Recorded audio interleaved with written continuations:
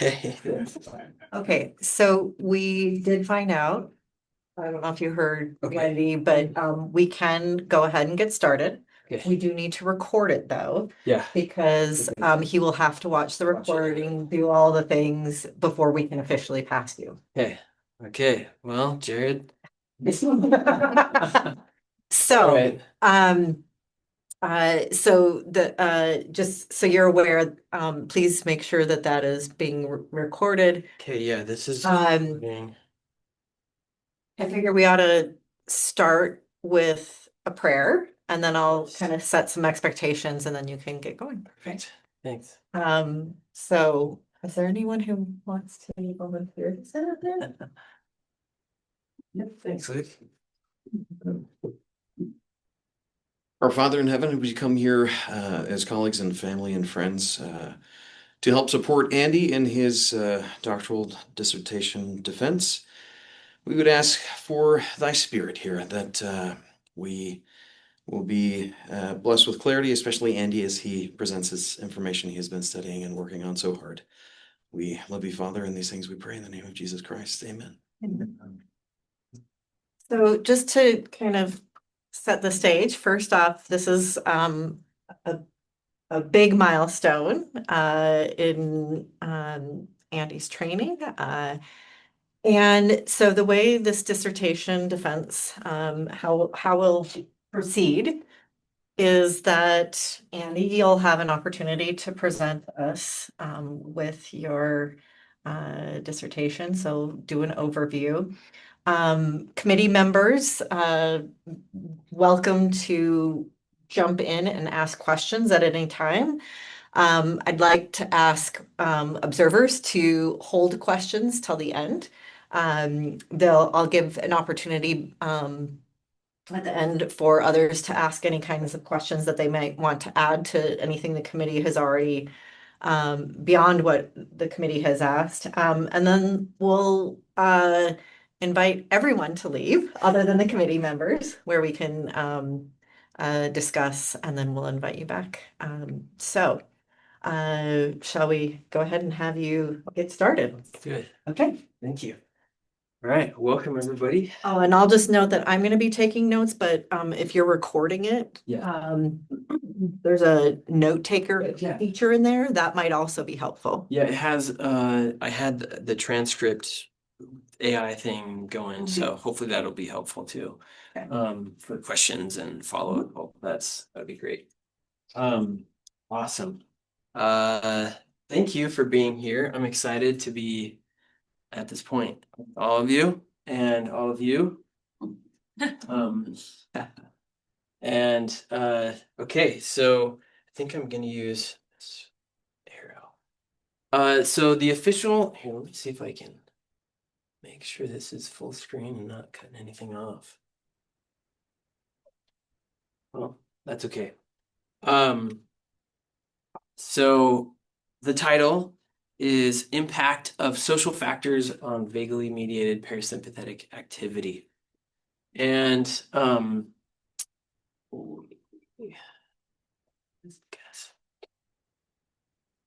so a brief overview here of see if I can get rid of this. That's okay. Of social connection, we're not going to go very deep at all into the background since we already did that during the prospectus. Very quick review of a few things that will tie into what we found.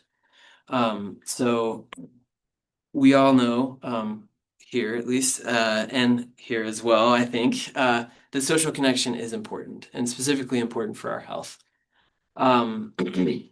And so we in this study wanted to look at the psychophysiological pathways between loneliness and specifically heart health outcomes because those remain unclear.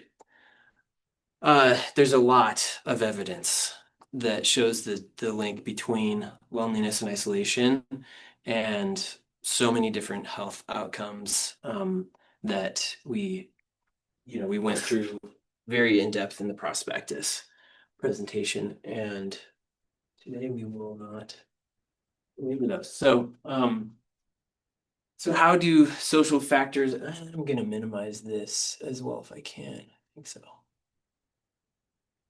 There we go. Sorry, everybody. Um, okay, so how do social factors shape autonomic function? So some basic theoretical framework we looked at that this is based on is the social baseline theory, the polyvagal theory, and the neurovisceral integration model.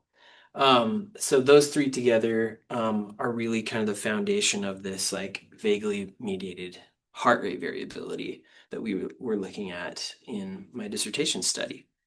So the I'm not going to dive deep into each one of these, but we will come back to them. The one that I think, well, they're all important, but social baseline theory, in short, looks at how others, like right here in this group, we're together, and it reduces the amount of physiological resources that are required, or cognitive resources as well. So it's less stressful to when you're surrounded by people that you know specifically, and that's very important. Familiar others for what we found.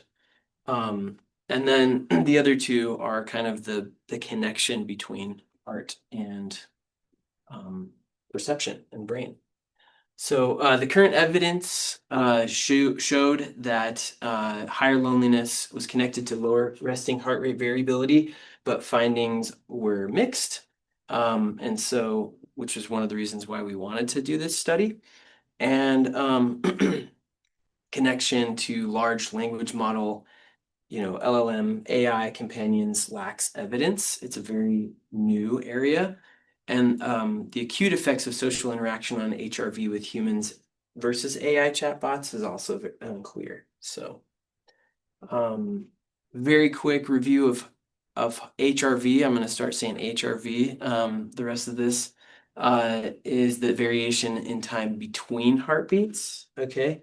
And it's not heart rate. There's a difference between those two. Um, just wanted to review three of the key indices of HRV. One is RMSSD, root mean squared of successive differences, looking mostly at the vagal response. Two is SDNN, standard deviation of NN intervals, normal to normal. And then high frequency HRV is looking at the frequency side of it, not just the time domain. We looked at all three. So things get pretty messy and complex, but it's okay. We'll get through this. So, what were the research questions? How are chronic loneliness and resting HRV associated? Was the first one. Does connecting with humans or chatbots increase or decrease reactive or recovery HRV? And we're going to talk about the difference between these in a second. How do conversations with chatbots compare with human conversations in terms of psychological outcomes?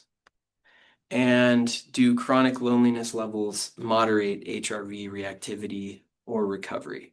So we'll talk about what those mean in just a second. But those were the questions that I had in short. So the hypotheses that led these questions forward, there were six. Some people said, wow, you did six hypotheses for your dissertation. It's a little crazy, but here we are. It's good.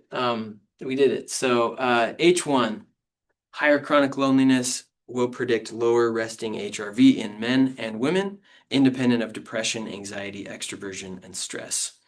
I was trying to replicate a study from Roddick and Chen in 2021 that that showed higher loneliness in women. It was a sample of women at UBC, was predictive of lower resting HRV. So I was trying to extend and replicate that. So we'll talk about whether that happened. And then H2, human social connection will elicit a greater increase in recovery HRV than interaction with an AI companion or control for both males and females. H3, these are the secondary hypotheses.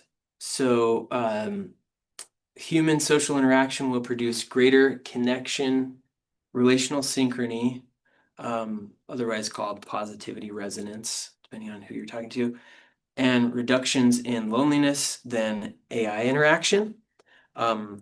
So to me, it makes sense. H4, both human and AI interactions will increase connection and reduce loneliness compared to the control. So the psychological side of it. And then H5 and 6. So those with greater chronic loneliness may have a blunted response to the interventions. And then lower resting HRV will correspond to higher friendship and family loneliness in women and higher romantic loneliness in men. So there's a lot here, so just stay with me. Quick review of what we did. Here's the procedure.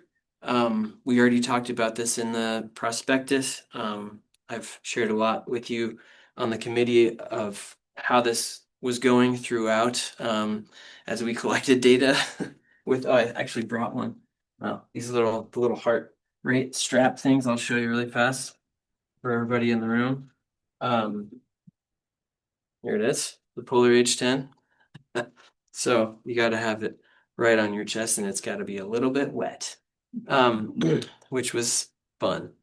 Uh, so yeah, the kind of making sure everybody was compliant, confirming that they were there, connecting the device. This was what we're going to talk about data-wise, both the surveys before and after, and then also we collected data on or HRV data throughout this period right here. So yeah. And we can always come back to this if you ever have any questions about the procedure. What I want to talk about, because the committee already knows all that, is what we did to change the procedure slightly and a couple of little tweaks. So we did have to do some manual sample balancing and for sex and condition to keep it, balanced. The Qualtrics randomizer was good, but then we probably should have had it not like be something that we did until we had confirmed that they were fully, qualified. They had to they took a final survey here that made sure that they didn't, do any of these things in the last 24 or 2 hours to make sure that, the heart rate wouldn't be altered, heart rate variability wouldn't be altered. Jared! Hey! Well, I'm sorry. You're totally fine. Yeah, thank you for being here. So, it's good to see you. We're not too far in, so it's great. It's okay. But so we probably should have waited until after that to then randomize them into the conditions. Because yeah, we had some issues with people not showing up after they, had to reschedule, or they would, like the condition would be the wrong one. Anyway, so it got a little tricky, so we did have to do a little bit of manual balancing. Two of the participants in the chatbot condition spoke to Millie, which was the name that we named the chatbot, Millie. And they spoke in their native language. They spoke English and they took the survey in English and, everything, but they did speak in their native language, which was not English, during the voice chat because they were curious, and then it started speaking back in their language. So I was like, well, that's interesting. So we did keep those. We also kept these two, which switched to typing halfway through. And I don't know if Emily, if you were, or if it was Emma, I can't remember who did these ones, but Emily was one of the amazing RAs who helped me collect all the data. So anyways, they switched to typing halfway through, so 10 minutes in. And the voice mode wasn't used for the rest of it. And then another one at 10 minutes in switched to Pi, which we had programmed thinking that we could save money. because it was free, and it did basically the same thing. But then we all talked, and Scott actually suggested let's just keep ChatGPT, but pay the big bucks for it. So we did. So we switched to the super, snazzy ChatGPT version, so we wouldn't hit the caps. Um, and yeah, but we did have one pi participant. It was programmed the same, and we did keep that. So possible compound, maybe. Um, and then the control condition, we removed these three readings. We kept the most boring ones. So these ones, we started to observe at first that they were like we would see that people were kind of having an emotional like reaction to it. So especially David Thoreau's like Walden. And so we're like, maybe we shouldn't do this one. And so yeah, so we took out the kind of literature ones and we kept the boring stuff. So yes. Uh, okay, this is a big one too. So, and I think it's actually an enhancement. When I was presenting my prospectus, I only really knew I was thinking that reactive was recovery, HRV. And so, and then I read more, but like after I had done, I had kind of started, and we'd been collecting the data throughout for all of them, right? And so I read about the three R's of HRV and resting, reactive, and recovery. And I was calling recovery reactive in my prospectus, and I realized, wait a second, we're collecting all of this. We might as well use it. And I was originally planning just to do resting and recovery and look at the change scores. But then I found a good reason to do all these as well. There's 20 minutes in between, around 20 minutes. They would sometimes go a little over, sometimes a little less. But yeah, we divided that into 4 bins of 20 and the 20 minutes, around 5 minutes each, to kind of look at the dynamic, which I thought was really cool. So that was a big change in what we said in the prospectus, and I think it actually made it better. And we'll show you why in a second. Okay, so participants and sample, what it ended up being, it's a little bit varied, but because each model had to be slightly different depending on how many we had to remove for like pre and post or like in the middle.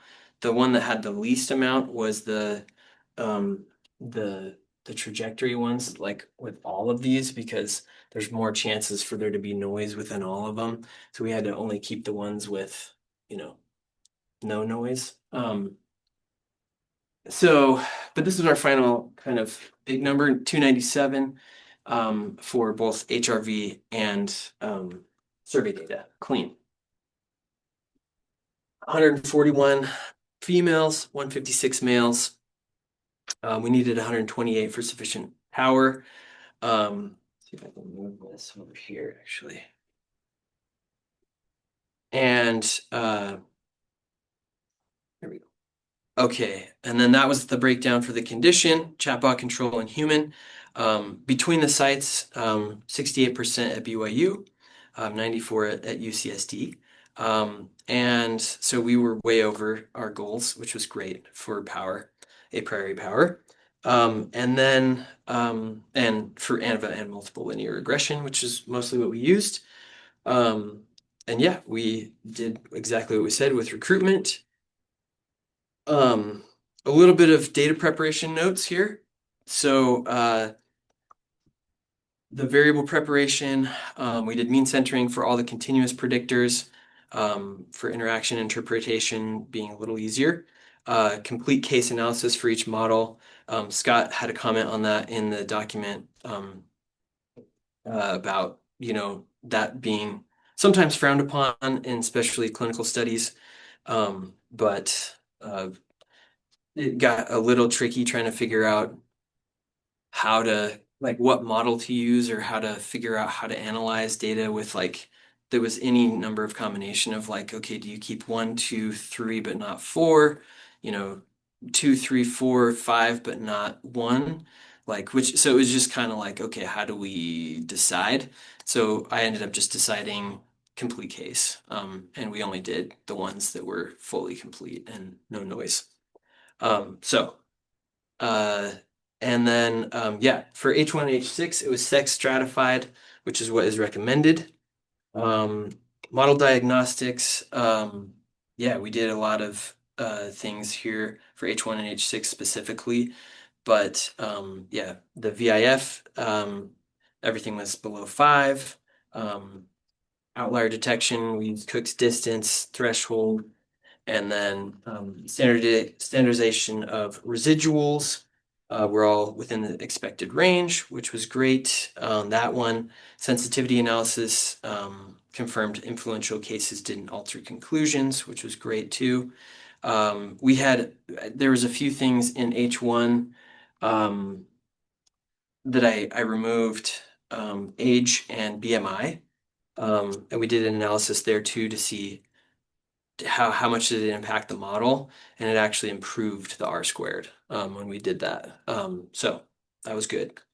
So yeah, and that also allowed us because I was having an issue where if we didn't do that and we had to keep age and BMI, which we didn't have all the age and BMI data in there, so we had to because like I forgot to put age in the main survey, and we had it in Sona.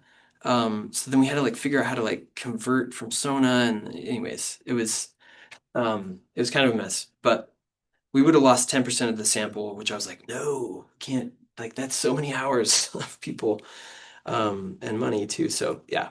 Um, anyways, just one of the exclusions. Okay, quick overview of the models that we used for the hypotheses.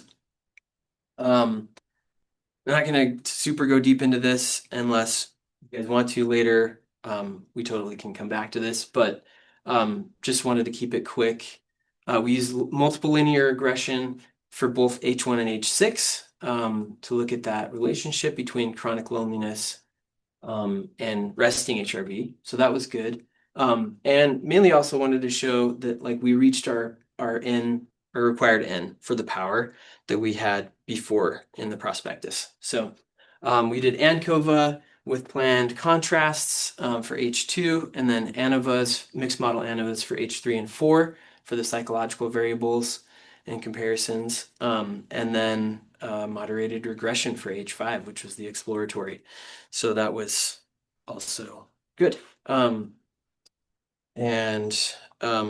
the one I don't have on here is the trajectory, which I didn't have planned. It was kind of the bonus, I guess you could say. But yeah, we can talk more about that model later if you guys want to get into it. And feel free, Scott, to stop me at any moment and ask me more questions. But yeah, so okay. So what do we find?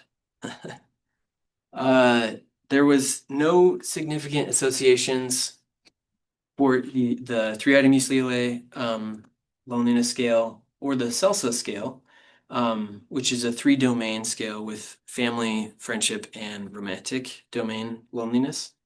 So there was no relationship, which was weird. Well, it's not weird, it's just science, I guess, but it was surprising because of a lot of the research, because of the Roddick and Chen study, even the Piechka with Thayer study with men. Anyways, there was a lot of data to think, okay, this should show up. And we had it across BYU as well as UCSD. Anyway, so I was surprised. And I also and afterwards I was like, okay, I'm not gonna p hack this, but I wanted to see like what's oh boy, free meeting is ending. Okay. Oh, Good. I wanted to see if maybe we may have to restart this, everybody, but it'll be the same link. So we'll just, or maybe I could finish in 10 minutes. What do you think? Should we try to do that? Uh, okay, so yeah, let's try it. Probably not gonna happen, but But yeah, so I stratified by site. I stratified by sex already because that's what was part of the plan. But yeah, it was just interesting to find that because BYU had higher HRV and lower loneliness, and then UCSD actually had lower HRV and higher loneliness. So to me, it was like logically, I thought, well, okay, that makes more sense. But then, analyzing them both separately, it still didn't show up, and it still wasn't significant. So, anyways. Here's the uh the plot, the forest plot that shows all of those numbers. Nothing was significant.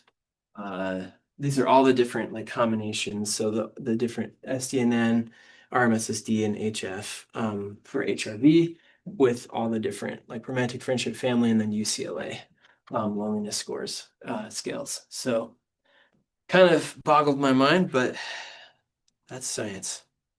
So, thought it was interesting.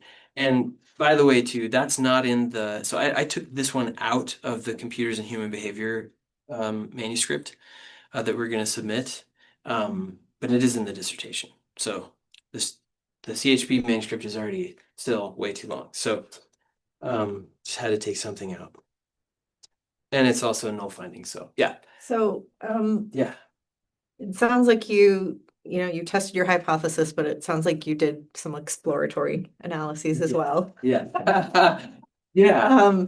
But no real um, explanation for why that might be different from these other publications. Yeah, the only thing that I found was a really strong relationship with differences in sight and differences, and then predictive value of breath, respiration.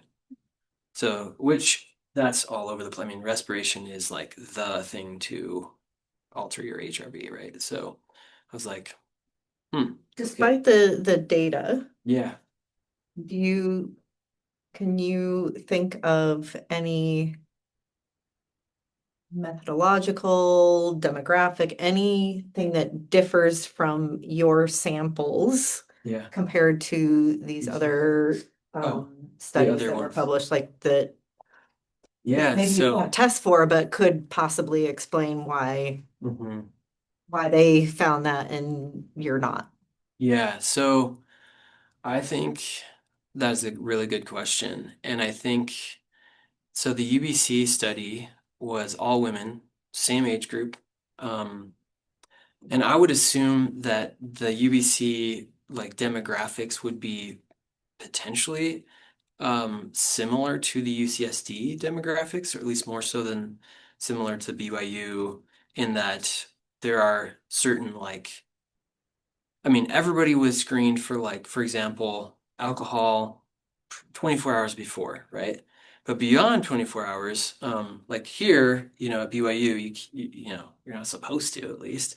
And, you know, at UCSD, it's not a rule, right? And UBC, it's not a rule either. So there's some things like that, potentially like culturally at BYU with the honor code, with I've also thought, and I need to talk more to Tal about this maybe, because we haven't really had deeper discussions about campus characteristics of UCSD and the 94 participants over there.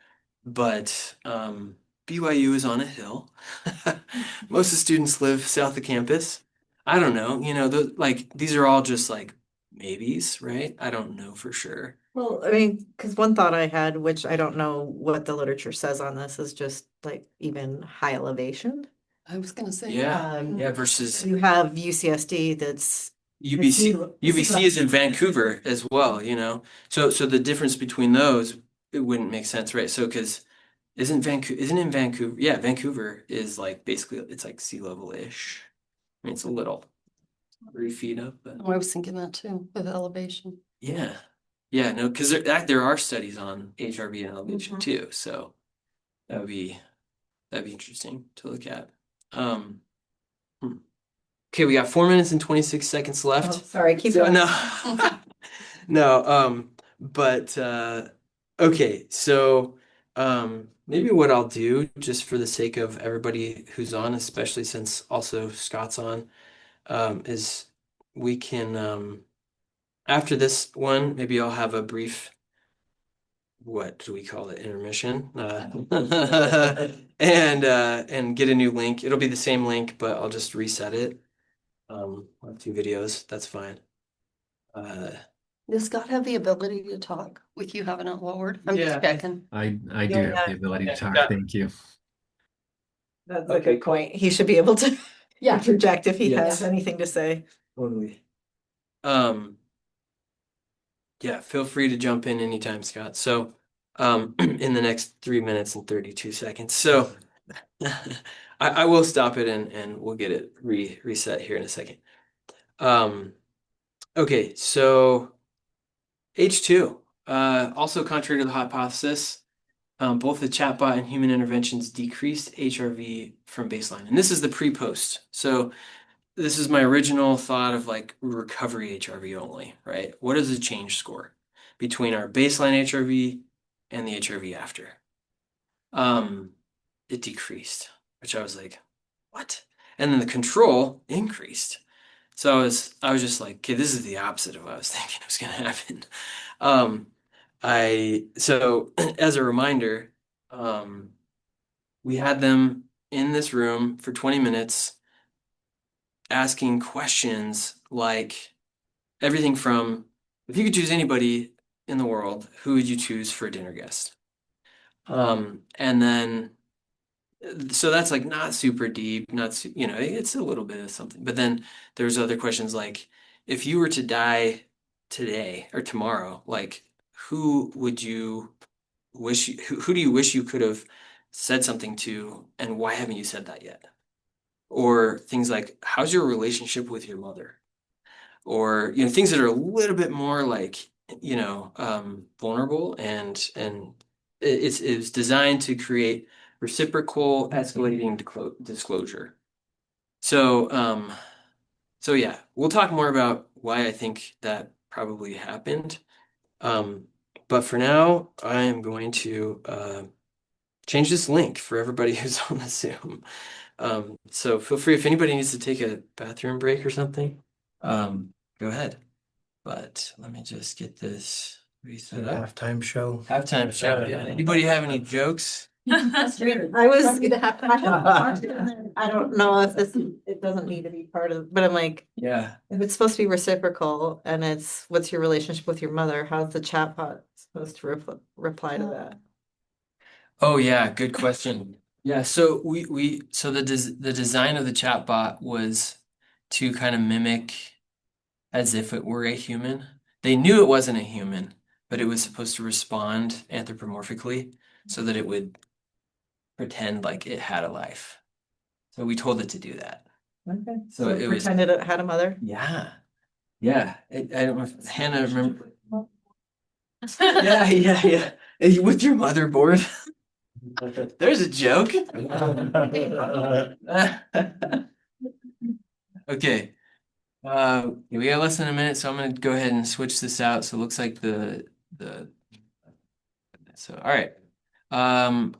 In just a minute, everybody go ahead and click the same link that you did before, which I can remind you what it was. I think it was Lee/Andy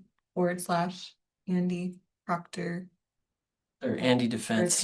Andy Zoom link Andy Zoom link 1. bit.ly/Andy / Zoom link 1. Okay. Sorry, everybody. Let me just restart this.